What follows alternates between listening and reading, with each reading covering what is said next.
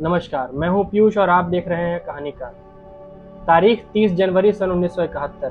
ये वो तारीख है जब भारत के एक प्लेन गंगा को कश्मीर के दो 17 साल और 19 साल के लड़के के द्वारा किडनैप किया गया था, हाईजैक किया गया था। इस प्लेन को पहले रावलपिंडी ले जाने का प्रोग्राम था, फिर कुछ ऐसी घटना घटी कि इसको लाहौर में ही लैंड करना पड़ा। आइए जानते हैं इसके पीछे की पूरी कहानी। 18 जून 1971 की तारीख, रावलपिंडी के एक घर के अंदर का दृश्य, जहां एक मेज पर बैठ करके 3 लोग खाना खा रहे हैं, जिसमें एक का नाम होता है मकबूल भट्ट, हाशिम कुरैशी और अशरफ कुरैशी।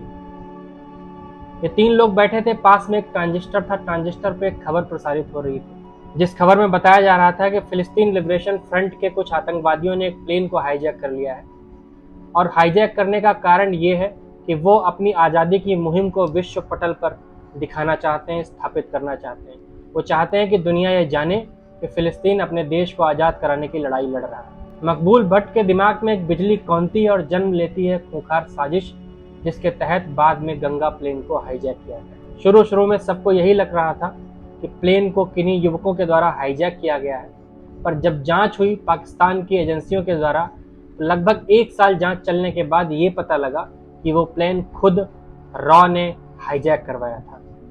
अब उसको हाईजैक करने का कारण क्या था, इसके पीछे की कहानी क्या थी, हम आगे जानेंगे। पहले जिस प्लेन को हाईजैक करने का प्लान बना था, उस प्लेन को चलाते थे उस वक्त की प्रधानमंत्री इंदिरा गांधी के बेटे राजीव गांधी, जो बाद में चलकर भारत के प्रधानमंत्री भी हुए। राजीव गांधी जिस प्लेन को उड़ाते थे, उस प्लेन को हाईजैक करने की पूरी साजिश हो चुकी थी। इस साजिश को प्लान किया गया था पाकिस्तान के रावलपिंडी में। प्लान ये था कि पहले ये लोग उस प्लेन को हाईजैक करेंगे, जिसमें राजीव गांधी मौजूद होंगे, और उनको बंधक बना करके पाकिस्तान अपनी शर्तें मनवाएगा। पर ऐसा हुआ नहीं।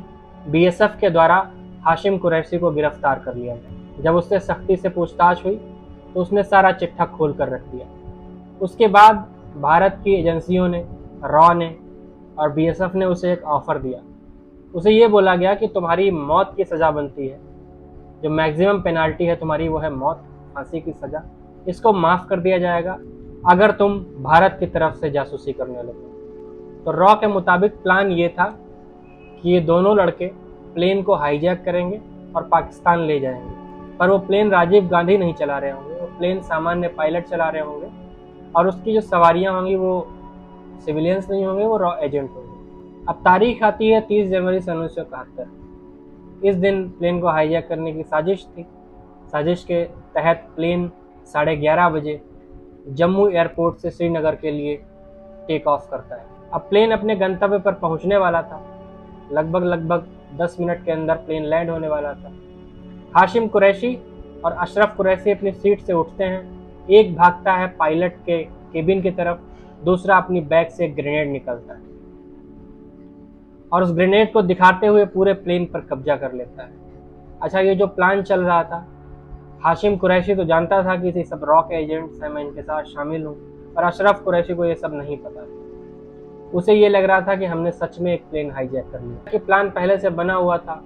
हाशिम कुरैशी जाता है कॉकपिट के अंदर, कनपटी पे बंदूक लगाता है और कहता है प्लेन को रावलपिंडी की तरफ मोड़ो। प्लेन रावलपिंडी की तरफ मोड़ा जाता है।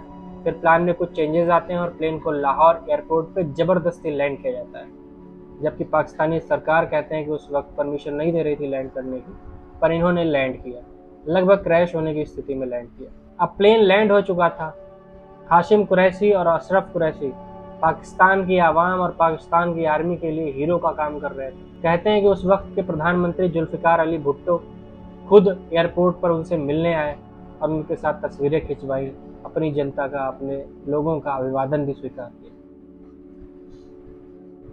अब ये दोनों लोग सेलिब्रिटी बन चुके थे पाकिस्तान के अंदर। अगर आप वर्ल्ड मैप का नक्शा उठा करके देखेंगे तो आपको पता लगेगा कि जो बांग्लादेश है और जो पाकिस्तान है वो दोनों अपोजिट साइड में। मतलब अगर बांग्लादेश राइट साइड में है इंडिया के, तो पाकिस्तान लेफ्ट साइड में। अगर पाकिस्तान को बांग्लादेश जल्दी पहुंचना हो तो उसे इंडिया के एयर स्पेस का इस्तेमाल करना पड़ेगा। उस वक्त पूर्वी पाकिस्तान, जो आज बांग्लादेश है, वहां पर आज़ादी की मूवमेंट्स कुछ ज़्यादा चल रही थी। पाकिस्तानी सेना अपनी ही आवाम पे जुल्म कर रही थी, क्योंकि वो बांग्ला लोग थे, वो उनके धर्म से कुछ अलग लोग थे। इस वजह से ये दिक्कतें आ रही थी, वहाँ के लोगों में रोष था और इसी का फायदा उठाया इंडिया ने। भारत और पाकिस्तान के बीच एक संधि हुई थी जिसके तहत इंडिया पाकिस्तान को अपना एयर स्पेस यूज करने से मना नहीं कर सकता था, ना ही पाकिस्तान इंडिया को अपना एयर स्पेस यूज करने से मना कर सकता था, जब तक कि कोई वॉर की स्थिति न हो।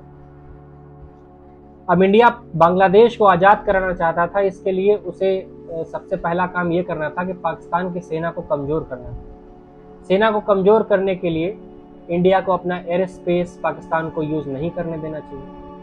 अब ये कैसे हो? अब ये करने के लिए रॉ ने एक प्लान बनाया। उस प्लान के तहत एक हाईजैक प्लेन अगर पाकिस्तान की ज़मीन पर लैंड हो जाए तो ये एक वॉर की स्थिति हो सकती है और इस स्थिति के अंतर्गत हम अपना एयर स्पेस यूज़ करने से मना कर सकते हैं। वही हुआ। जैसे ही प्लेन लैंड हुआ, जुल्फ़िकार अली भुट्टो उस एयरपोर्ट पे आए, उन टेररिस्ट से मिले, तो ये न्यूज़ पूरे वर्ल्ड मीडिया में फैल गई और इंडिया ने ये अनाउंसमेंट कर दी कि पाकिस्तान के लिए हमारा एयर स्पेस अनिश्चित काल तक बंद है। अब पाकिस्तान भारत का एयर स्पेस यूज नहीं कर सकता था। अगर बांग्लादेश में कोई इमरजेंसी हालात बनते हैं, कोई मूवमेंट होती है, तो उसको मदद पहुंचाने में बहुत देर लग जाएगी। इसी का फायदा भारत ने उठाया। वहां पर आज़ादी की मूवमेंट्स में तेजी हुई और 1971 की वॉर के बाद बांग्लादेश कटकर अलग हुआ। बाद में जब वहां जांच हुई तो पता लगा कि वो प्लेन भारत ने खुद ही हाईजैक करवाया था। जैसे ही बांग्लादेश बना, पाकिस्तान के अंदर एक कमेटी बिठाई गई और उस हाईजैकिंग की जांच हुई।